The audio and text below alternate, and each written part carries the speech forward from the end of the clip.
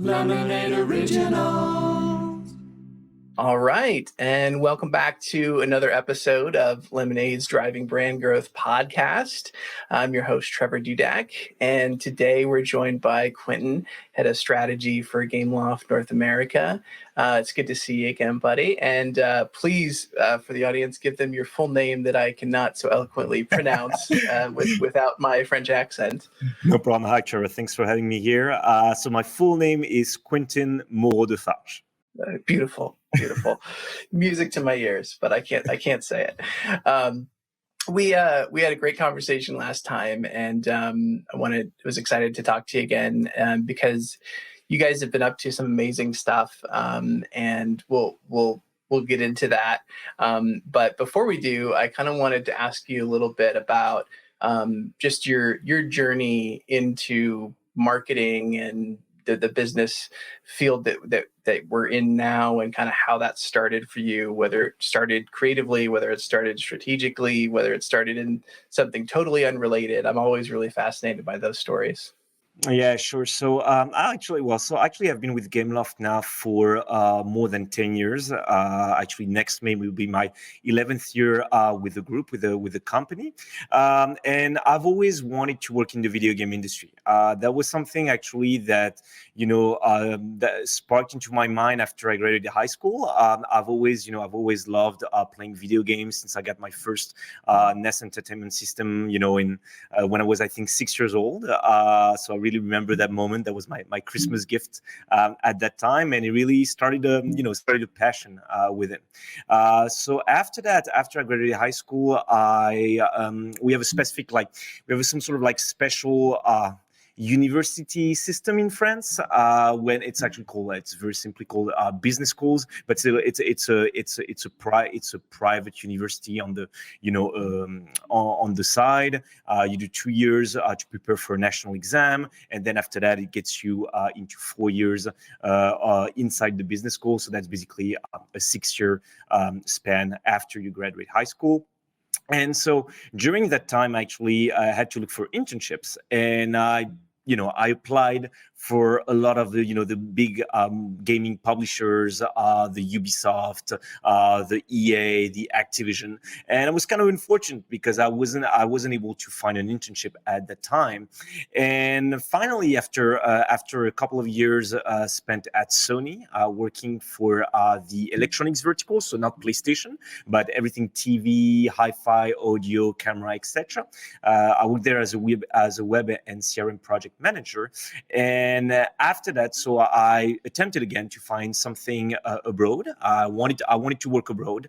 It was really something also I had in mind for a long time, and I still wanted to work in the video game industry. And then came that offer, that job ad for Gameloft to start as a producer.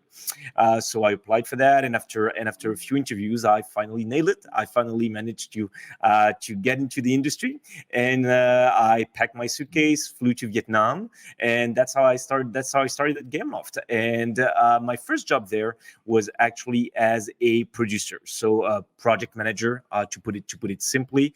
And my job was to ship games that were already created internally, so that were already created for a certain platform, and basically ensure that it was getting ported on a wide variety of phones and different hardware. And so I started with Java phones.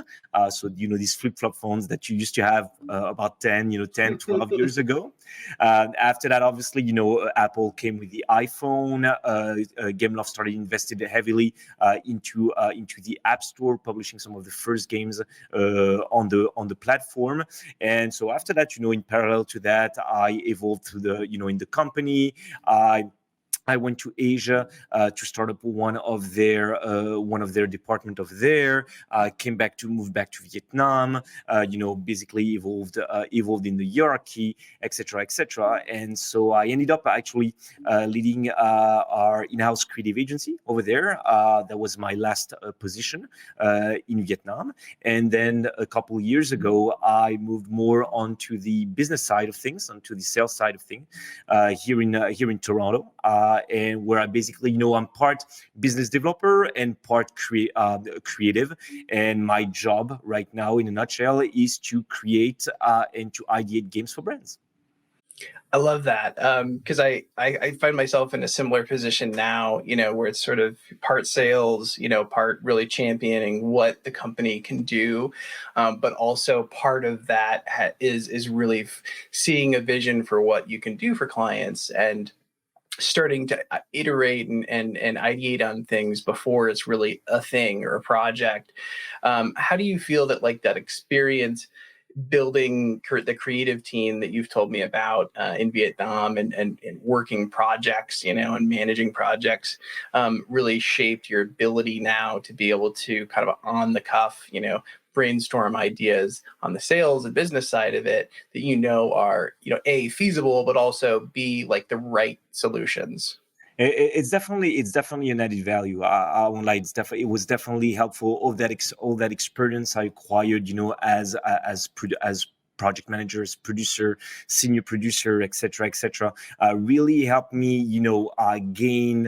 gain skills when it comes to technical feasibility, assessing lead times properly, assessing what type of resource number of human resources that you will need as well.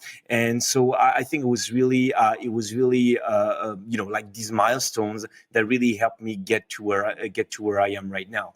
Now, in addition to that, because I graduated from a business school, so I have also that business training and that business background. Actually, I majored in finance, so which is kind of very different from the gaming industry.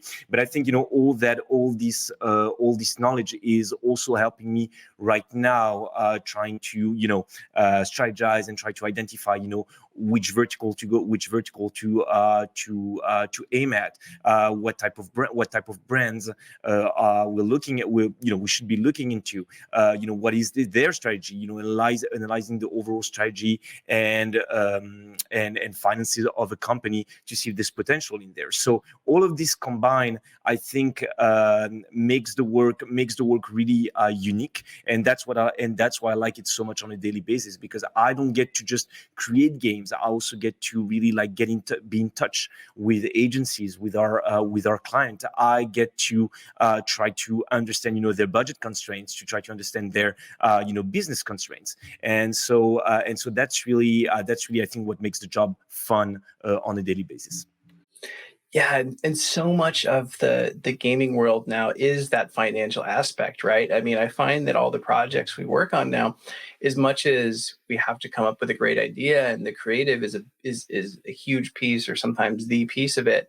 At the end of the day, if we're not driving a measurable CPI, or if we're not hitting those goals, on the KPI front, which all tie back to really a revenue goal at the end of the day for new players and downloads, or even community development, or things that have less of like a very specific measurable number tied to it, in some way really do relate back or tie back to a business goal.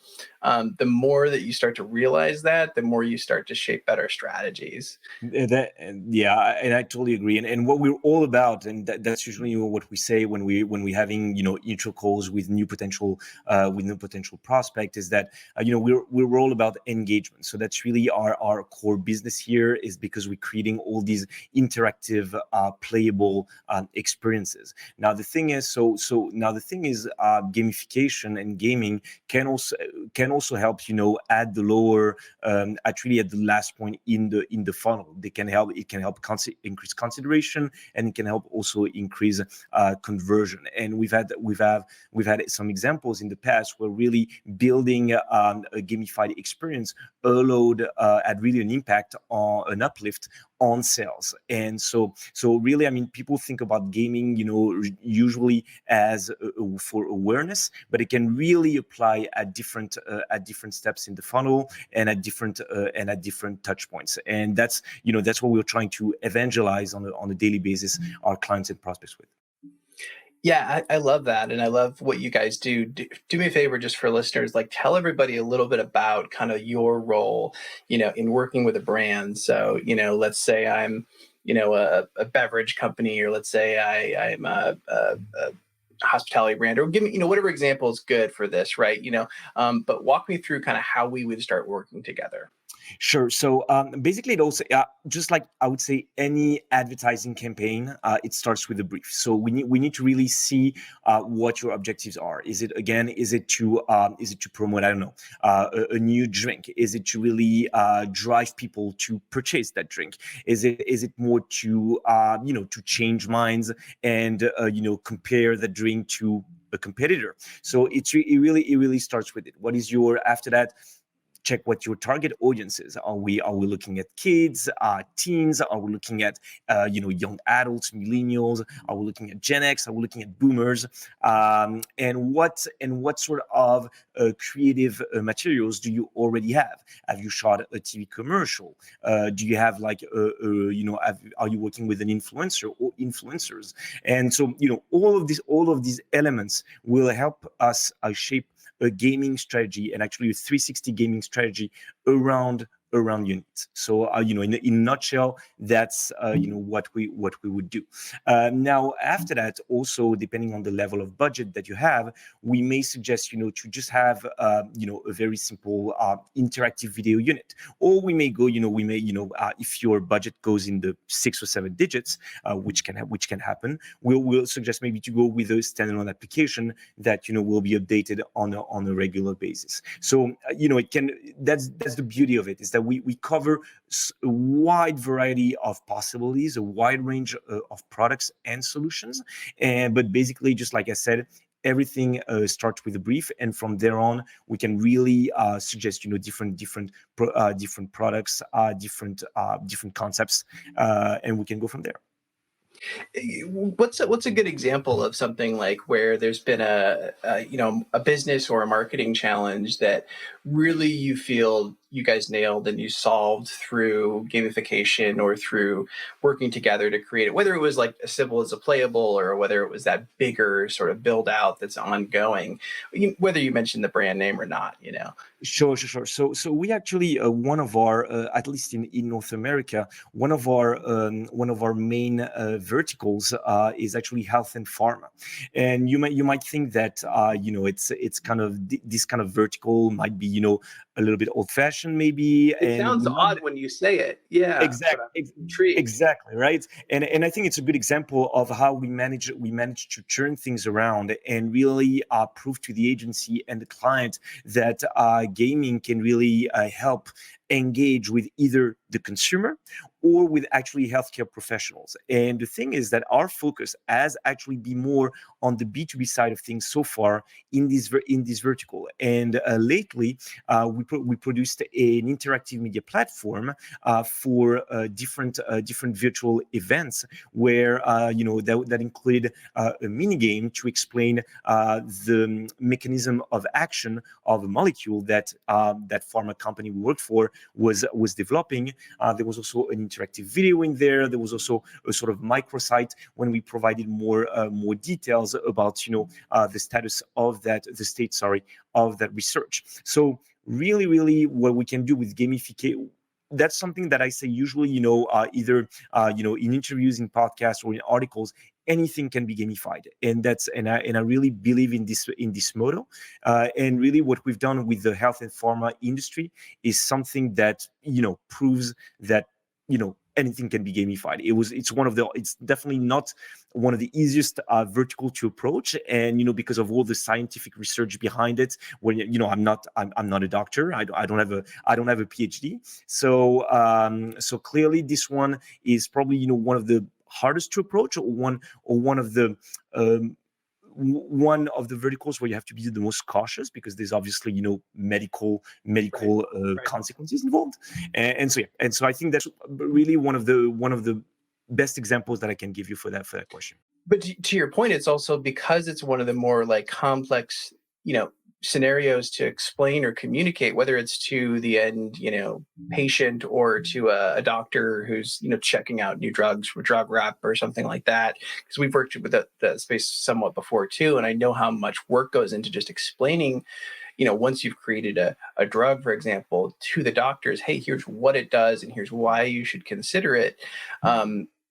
It's sometimes not the most exciting information unless you're excited about it, right? But two, it's super deep and it's complex, right? And I think that to your point, gaming is one of those things that can take a complex concept, just like any creative can do, boil it down to its essence of like, what does it do for me? How is it going to make my life better or my patient's life better in this example? And why do I care about it? And then, if you want to double click and get more and read a white paper, sure, that's all there. But get people into the funnel first, get them into the experience. Exactly, and that's really what I love about the creative part of my job is really trying to, like you said, boil it down to the essence of what the service, the product is, and turning that into an actual gaming experience. I think that's the most gratifying when you finally nail it down and when that concept pops up in your head, and when you think about what will work and all the pieces of the puzzle like start fitting together. I think that's really what one of the most fun parts of the job.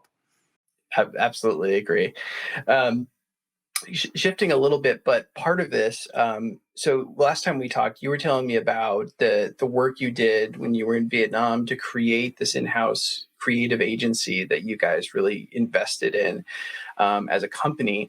Can you tell me a little bit more about that in terms of like why you made that decision and how that's enabled you to do all of the things you've done? I mean, I was looking at some of the stats, 98 million monthly active users across 190 titles, 1.8 million downloads daily. I mean, it's insane, right? But I'm guessing you couldn't have gotten there if you hadn't invested in yourselves and in the ability to churn out a lot of creative thinking and actually execute the creative. So on my side, I arrived a little after. So the in-house creative agency was, at the time when I arrived, I think it was around maybe up 20, 30 people. So really, my job was really to grow that agency to the maximum capacity, and also Right.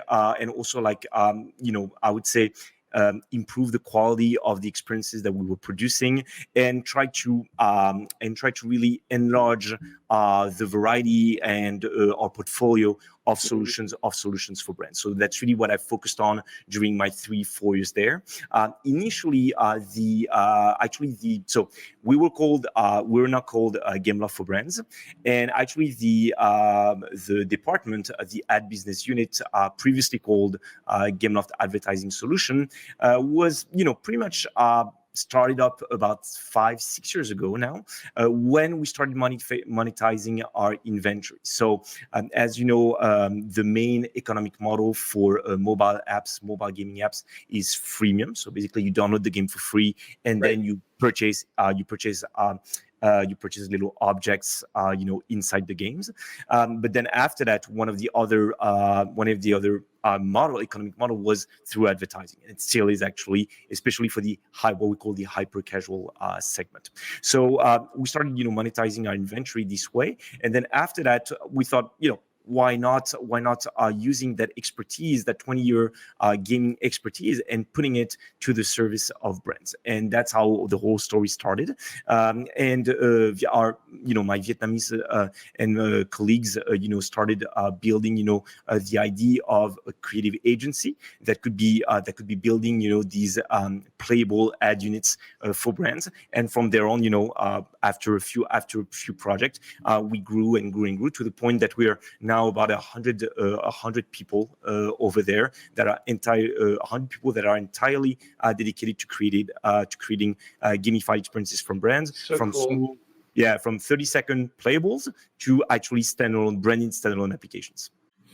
Do you find it now, or even when you were earlier into that process, hard to convey to brands the value in doing something like this? In gamifying a product or a SKU or a piece of their brand? Are you seeing, more acceptance of that? Because I just myself, even just this year, I mean, and, sometimes it's hard, right? Because we're biased, because we're like in the space, but, when you talk to a brand who maybe is not, like you said, a healthcare company or something, it's interesting to see like do they see how things are going, where gaming is really more and more and more relevant now, and brands are realizing that it's something they can't ignore. Yeah, and you mentioned the word. So we're biased in a certain way, and Right. brands and agencies are biased the opposite way. So it's really a constant battle sometimes to prove that there's added value in investing into gaming, and that it shouldn't be just like another, just like a small part of your digital media mix. It's really from 2020 onwards, it should really become something more and more prominent. And agencies are now really starting to see the value of that. And I believe it was Dentsu that last week announced a dedicated unit for gaming that will focus only on gaming. So, which proves that things are coming along. But let's face it, COVID definitely played an important part in there. Absolutely. So I mean, definitely, we know that movie streaming, spiked during COVID, and it was the same with gaming. We also benefited from it. We had an influx of daily active users, on all our games, and now really, and with Animal Crossing, and with all these, and with the Fortnite concert events, etc. All that happened during the past few months year of 2020. There's really now a realization that gaming should be taken seriously. And it's funny because we had a call with a brand yesterday, and basically they said that during COVID, their sales regarding gaming devices really spiked like a hockey stick. So definitely 2020 was a sort of like was that moment where finally people are starting to see the benefits of what gaming can have for the brands.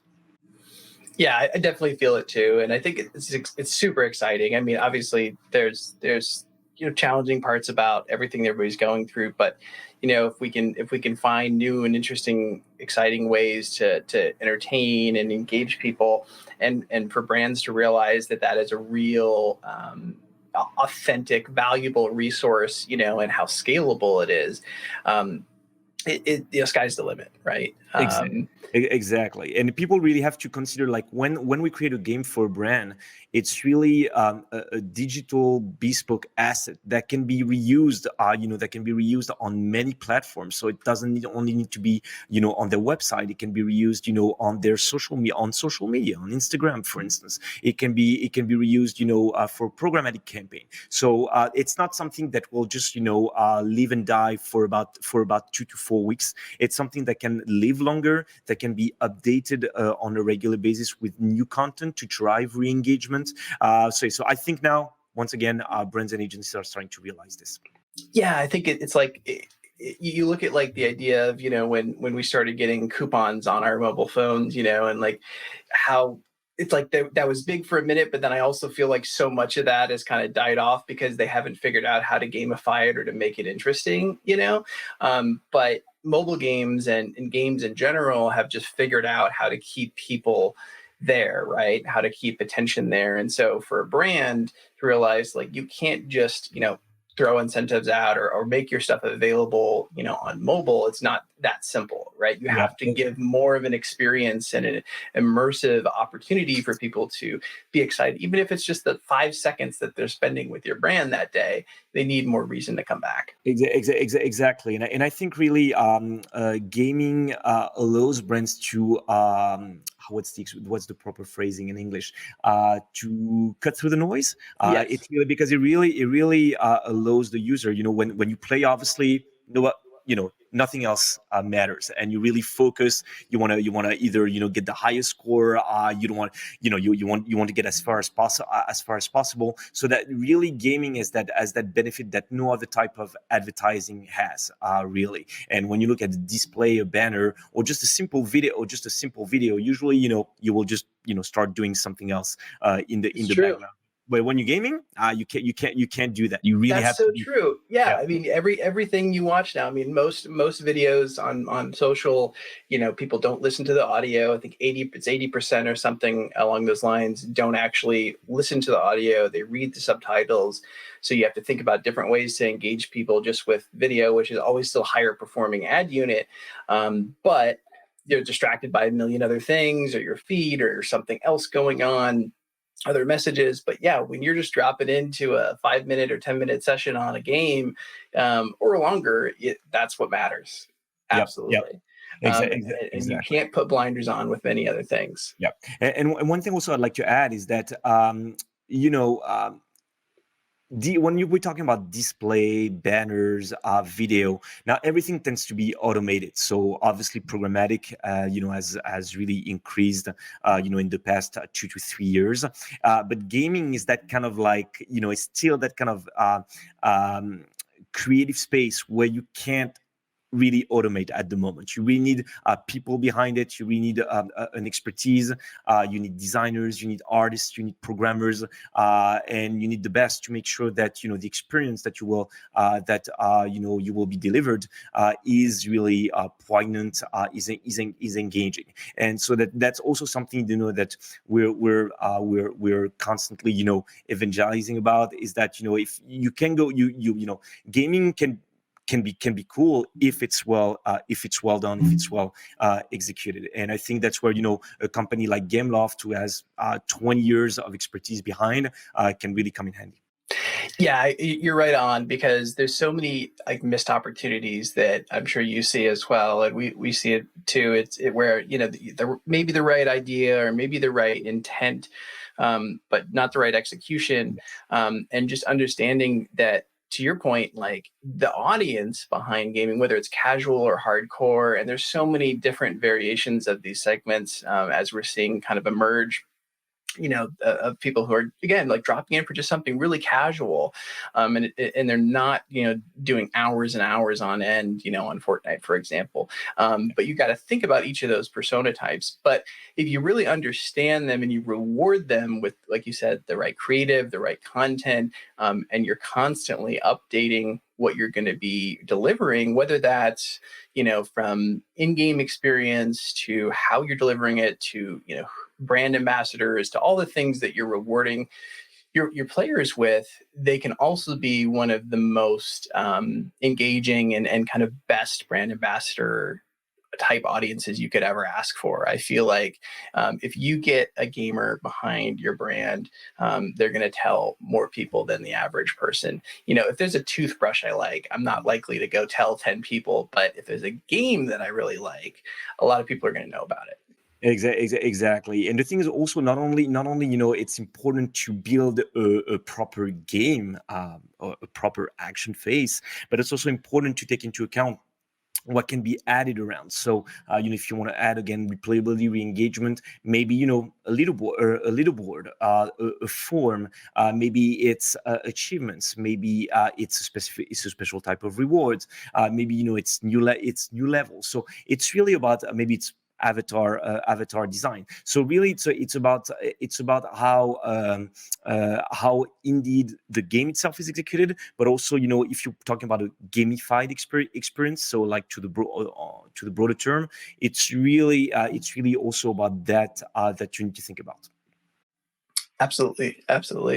Are there things you see in terms of like where the industry is going, or where we're heading, or where you guys are heading, that you're curious to see kind of where it's going to land? I'm just like what's the future look like for you? The future looks bright. I mean, I love it. There's so many things happening. So where should I start? I think first, one of the, I would say, most obvious things is social gaming. So we know that right now, games. So if we're speaking really about, the biggest names on the market, the Roblox, the Minecraft, the Grand Theft Auto, the Fortnites, etc. They're more than games. They're actual social networks. They're here for people, to come together, to connect with their friends, to have fun all together. So forget about the Snapchats, the Facebook, the Instagram. Really, where the platforms where people are really the most engaged and having the most fun are really the games I've just For mentioned. long periods of time, too. Exactly, and repeatedly, etc. So definitely that's I would say the first thing. The second thing is also a cross-platform. You know that just a few weeks ago. Couple of weeks ago now, 2-3 weeks ago, we had new consoles released, namely PlayStation 5 and Xbox Series S and X. Hadn't heard about it, but just this little thing that happened a few weeks ago, and there's still people trying to say, okay, well, I'm an Xbox fan, Xbox better, and I'm a PlayStation fan, PlayStation better. But all in all, most people, the mainstream public that who play video games here and there, don't care about that. What they just want is to be able to play the game that they like with their friends, no matter the platform. So I believe that more and more, you will still have, you will still have the God of Wars, you will still have the Halos. These are exclusives, and they will still exist. But more and more, third-party publishers as Activision, as Ubisoft, as EA, etc., will publish their games on as many platforms as possible and will connect them all together. So you can play Fortnite on your mobile phone while your friend might be playing on their PlayStation or Switch or Xbox, and it will be in the same party. So I think that's also something that will become more and more prominent. Like the lines will become blurrier and blurrier, and people just don't want to have to play on the same platform necessarily as their friends. They want to be able to play whenever, wherever they want, and with whomever they want. So that's the second thing. And the third thing I can think of, which will obviously be expanding in the future, would be streaming. So obviously we know that streamers like Ninja, etc., are extremely popular, but we know that it's going to become more and more popular, and tied to this is obviously esports. Obviously with COVID, stadiums have been closed. So people have been going to esports in order to live again the excitement that real sports can bring to them. And when we think esports, usually we think about maybe League of Legends or Overwatch, or like first person shooter, very strategic, very hard to understand games. But in fact, there's NBA 2K, there's the FIFA. If I take a title that we actually produce and create, Asphalt, for mobile racing on mobile. So there's definitely a wide variety of games that are tied to esports and that will enter esports in the near future. So I would say these are the three main trends that I can see right now happening and really growing in the next few years. I agree with all those. What do you think about music, and just what we've seen with concerts? I mean, obviously everybody talks about the Travis Scott Fortnite stuff, but then The Weeknd just did one. You've got the Wave platform, and kind of what they're doing. Where do you think that's going? That's for music. Well, we one of our sister companies is Universal Music. So it's the biggest label in the world. So probably these guys would probably be able to talk about it better than me. But I think it will be the fact that, for instance, we're taking the Travis Scott concert. The fact that you were able to see these giant, to fly in the sky, see the giant, virtual avatar of Travis Scott, like going close, etc. I think it's definitely a type of experience that people who love music and love going to concerts are happy to have. I don't think it will necessarily replace a real concert. Just like esports are not there to replace, being live in a stadium, seeing players, play against each other. But I think it's really a good way to maintain the hype around an artist and to basically have again re-engage and re-engage the fans around that artist. And obviously, because we're going virtual, there's more possibilities, creatively speaking. And I think artists are really taking advantage of that. I think even like Travis Scott, I think has even that partnership now with Sony. I think there were some things around PlayStation 5 that were done. So I'm not exactly sure how it's going to come to fruition and what it entails. But I think like artists are going to find, will still want that genuine connection with their fans, through an actual concert in real life, in a real stadium. But it will also want to be able to connect with the fans all around the world, in other countries they're not able to tour in, through these virtual concerts as well. Yeah, that's one of the most exciting things about it to me is as much as I love music, I've never been someone who made as much time, to go to concerts, and even if you are, there's just no way you'll ever be able to see as much as you want. So, and I think there's just such an interesting crossover there where, you could argue like how much of his audience, for example, or weekends were there prior versus like new audience you're tapping into there, or casual audience, right? So it just seems like so much of that is kind of a no-brainer, and there's so much crossover with the types of people who are interested in what you're doing on the gaming side of things, with those that are following, the up and coming artist or the whoever's the biggest at the moment. And I think we've seen some things recently where people are like using it to release their albums and doing really cool things where like you have to go here to get this exclusive thing, and kind of making that experience almost like you got to go to the concert to see it. Yeah, and it's smart. Yeah, and I think also like that obviously also there's if you want a good seat at a concert, it's pricey. Let's face it, it's not not everyone can afford it. And so I think that with virtual concerts, people want that proximity with their favorite artists. They want to be as close as possible to their favorite artists, so that being in a virtual world allows that. It allows really to create that unique connection that you may not necessarily have if you go to a huge concert stadium. So once again, I think both are complementary, and I think both have a really bright future. Yeah, 100%.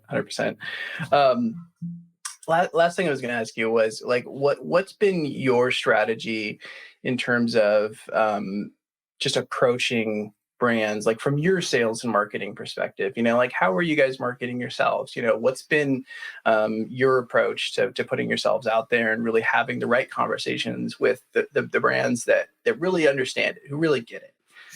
I think it's really, well, I think pretty much our record speaks for itself. I won't lie, we haven't won a Lion or a Eurobest or a prestigious advertising award, but we have won more than 50 regional awards in different parts of the globe, including like some MMA Smarties. We've worked with pretty much all the Fortune 500 brands that you can think of internationally. The thing is, like, obviously, I'm working for North America, but you have to understand that we have more than 40 representative offices around the world in South America as well, in EMEA, in North Asia, in Southeast Asia.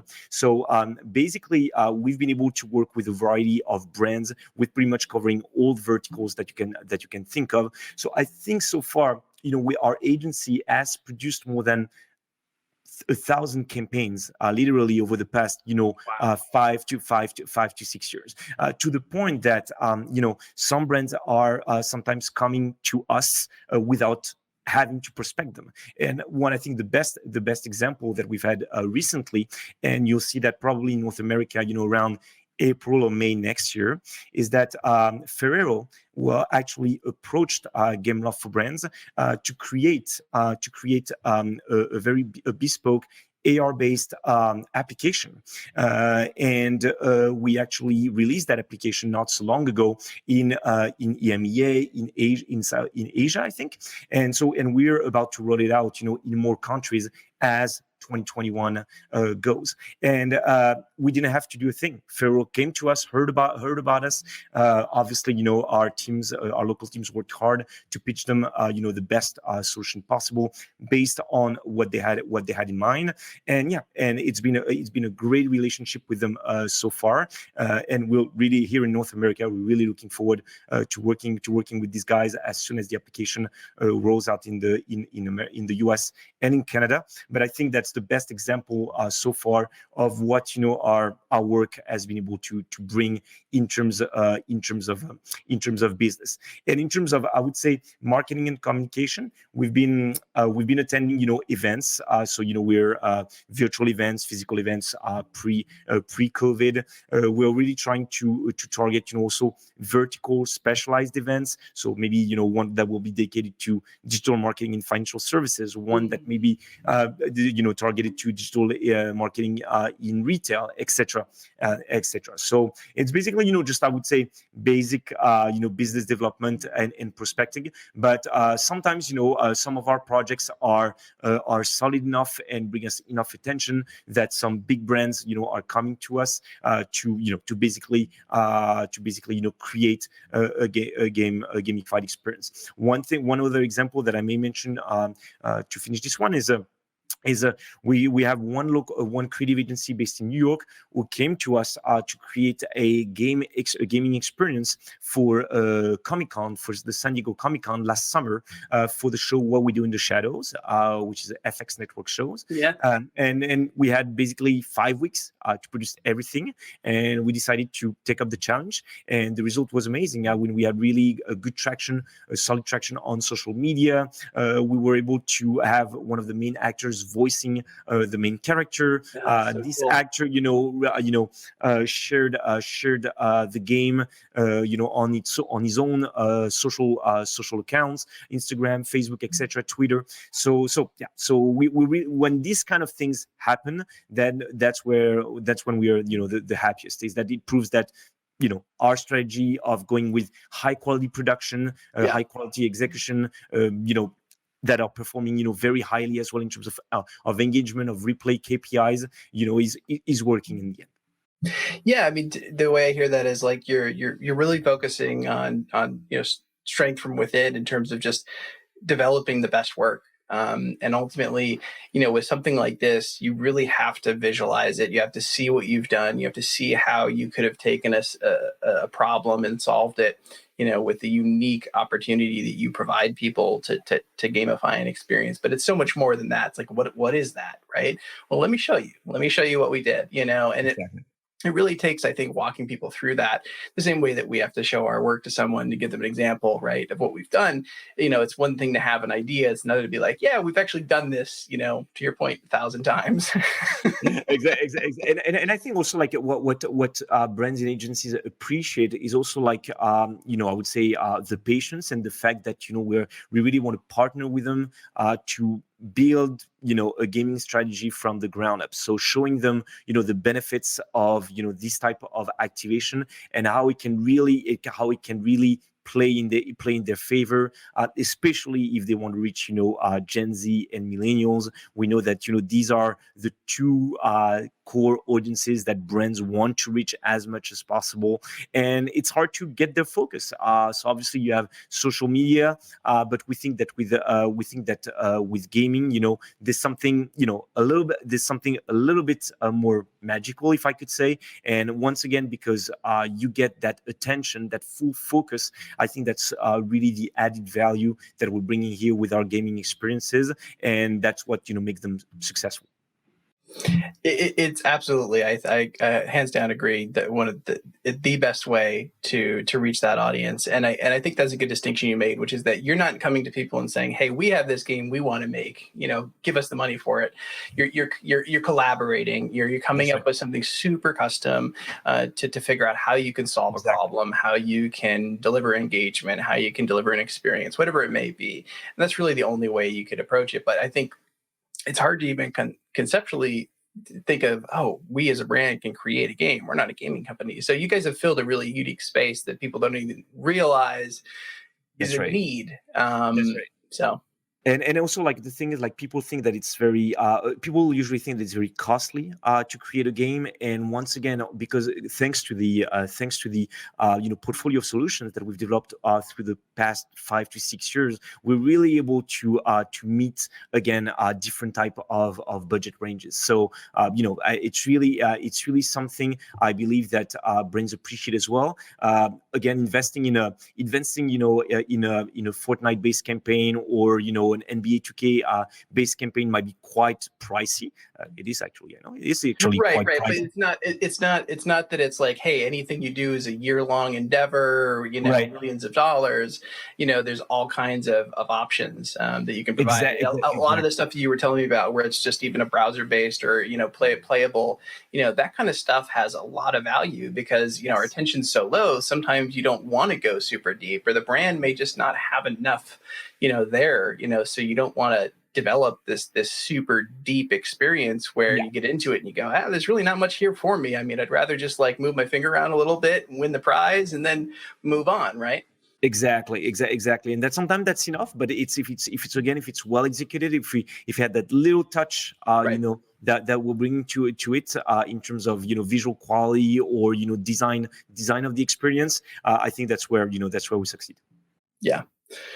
Well, that's all I have for you. This has been fantastic. I love talking to you and learn more about what you guys are up to, and would look forward to the next chance we can get to collaborate. So Sure, same here. Well, thanks again for the invitation, Trevor. Much appreciated. yeah, absolutely, buddy. Well, I know you're off to Paris for the holidays, right? That's right. So yeah, next week, taking the plane. So I'm based in Toronto. So it's gonna be like a 7-8 hour flight. So I hope everything will be okay. Fingers crossed, it should be. But yeah, and I'm looking forward to spending Christmas and the New Year with my parents and my relatives. It's gonna be a That's 2 week great. 2 week nice holidays. After that, coming back to Canada, quarantine. But I mean, we're working from home. So now it's totally fine. We're getting used to it, I think. So yeah. Sure, you'll have some games to keep you busy. Oh yeah. Games, books, mangas, comic books, you name it. But yeah, I think my Christmas is going to be quite busy. Awesome, bud. Cool. Well, safe travels, and we'll talk again soon. Thank you so much, Trevor. Thanks for the invitation. Lemonade Original.